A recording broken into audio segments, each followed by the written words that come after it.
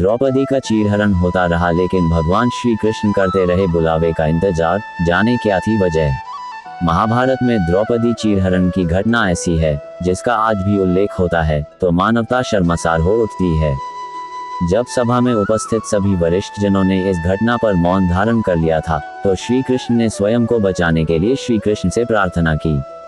द्रौपदी की पुकार सुनकर श्री कृष्ण ने तुरंत ही अपनी सखी की मदद की, लेकिन सवाल उठता है कि आखिर श्री कृष्ण ने खुद को पुकारे जाने का इंतजार क्यों किया। आइए जानते हैं उद्धव गीता के अनुसार इसकी वजह जानते हैं। महाभारत को न्याय और अन्याय के बीच रक्तरंजित युद्ध भी माना जाता है। कौरवों ने पांडव बंधुओं पर अनगिनत अत्याचार किए, लेकिन इन अत्याचारों की पराकाष्ठा थी द्रौपदी का चीरहरण। जब भी द्रौपदी के चीरहरण का उल्लेख किया जाता है तो इसे नारी के विरुद्ध सबसे क्रूर अपराधों में से एक माना जाता है। द्रौपदी के चीरहरण की निंदनीय घटना के बाद श्री कृष्ण ने पांडवों को न्याय प्राप्त करने के लिए युद्ध का मार्ग दिखाया। श्री कृष्ण ने युधिष्ठिर, अर्जुन, भीम, नकुल और सहदेव को युद्ध की अनिवार्यता समझाते हुए कहा था कि अब युद्ध का प्रश्न केवल संपत्ति, राज्य या फिर अधिकारों तक सीमित नहीं रह गया है, बल्कि अब प्रश्न नारी अस्मिता और मनुष्य के प्रति हिंसक व्यवहार का भी है। इस अपमान का प्रतिशोध युगों युगों तक एक सबक की तरह स्मरण किया जाएगा, इसलिए युद्ध करो पार्थ। श्री कृष्ण के मार्गदर्शन के बाद पांडव द्रौपदी के चीरहरण का प्रतिशोध लेने के लिए कुरुक्षेत्र की रणभूमि में पहुंचे थे। लेकिन क्या आप जानते हैं कि जब द्रौपदी का चीरहरण हो रहा था तो श्री कृष्ण शुरुआत में ही क्यों नहीं आए थे? आइए जानते हैं श्री कृष्ण ने द्रौपदी के बुलाने का इंतजार क्यों किया था। महाभारत में जब द्यूत क्रीड़ा में पांडव कौरवों से सब कुछ हार चुके थे, जब उनके पास दांव पर लगाने के लिए कुछ नहीं रहा, तो युधिष्ठिर ने शकुनी और दुर्योधन के उकसावे में आकर द्रौपदी को दांव पर लगा दिया। दुर्योधन के आदेश पर दुशासन द्रौपदी के बाल पकड़कर उसे घसीटते हुए सभा में लेकर आया। द्रौपदी का अपमान होते देखकर सभा में बैठे किसी भी वरिष्ठ जन ने इसका विरोध नहीं किया। उन्हें देखकर ऐसा लगता था मानो सभी का विवेक मरने के साथ संवेदनाएं भी मर चुकी हो। द्रौपदी ने दुशासन से खुद को छुड़ाने का बहुत प्रयास किया, लेकिन विफल रही। इस दौरान द्रौपदी बारी बारी से सभी वरिष्ठ जनों से बचाए जाने की गुहार लगा रही थी, लेकिन किसी ने उसकी सहायता नहीं की।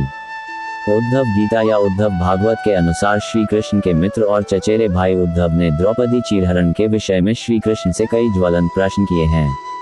उद्धव गीता के अनुसार श्री कृष्ण के मित्र उद्धव पूछते हैं, हे केशव, जब हस्तिनापुर में द्रौपदी चीरहरण की इतनी विभत्स घटना घट रही थी तो आपने तुरंत जाकर द्रौपदी को क्यों नहीं बचाया?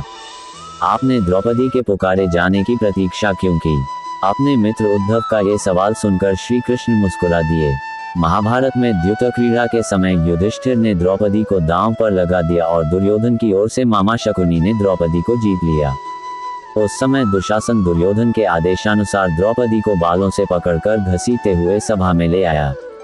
जब वहां द्रौपदी का अपमान हो रहा था तब भीष्म पितामह, द्रोणाचार्य और विदुर जैसे न्यायकर्ता और महान लोग मौन रहे और सिर झुकाकर सभा में बैठे रहे। श्री कृष्ण उद्धव के सवालों पर मुस्कुराते हुए बोले, इस सृष्टि का नियम है कि विवेकवान व्यक्ति ही जीता है, जो जीतने के लिए बुद्धि का प्रयोग करता है। दुर्योधन के पास द्यूत क्रीड़ा खेलने के लिए असीम धन था, लेकिन उसे द्यूत क्रीड़ा खेलने का विवेक नहीं था, इसलिए उसने अपने मामा शकुनी पर विश्वास करके उन्हें अपनी तरफ से द्यूत क्रीड़ा खेलने के लिए कहा। यह उसका विवेक से लिया गया निर्णय था, जबकि युधिष्ठिर सहित पांचों पांडवों को यह खेल खेलना नहीं आता था, लेकिन उन्होंने विवेक का इस्तेमाल नहीं किया और मुझे अपनी तरफ से खेलने के लिए एक बार भी नहीं कहा। धर्मराज युधिष्ठिर को ये बात पता थी कि द्यूत क्रीड़ा सामाजिक बुराई को बढ़ावा देने वाला खेल है, लेकिन फिर भी उन्होंने इस खेल को खेलना जारी रखा। युधिष्ठिर मुझसे इस खेल को छुपाकर रखना चाहते थे। उन्हें लगता था कि उस कमरे में उपस्थित न होने पर मुझे कभी पता नहीं चलेगा कि राज्य को वापस प्राप्त करने के लिए उन्होंने बुराई के मार्ग को चुना है। इसलिए उन्होंने मुझे सभा में न बुलाए जाने तक वहां आने के लिए मना किया।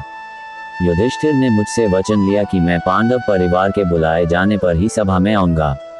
इस कारण मैं सभा में नहीं गया। युधिष्ठिर ने अपने दुर्भाग्य को स्वयं ही बुलावा दिया।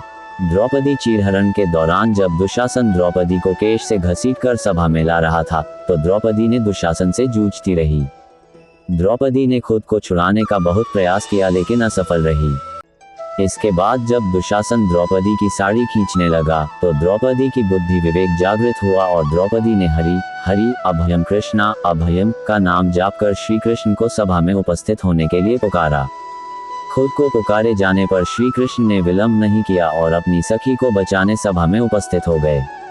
इस तरह श्री कृष्ण ने युधिष्ठिर को दिया वचन भी निभा लिया और अदृश्य रूप में आकर अपनी सखी द्रौपदी की रक्षा भी की।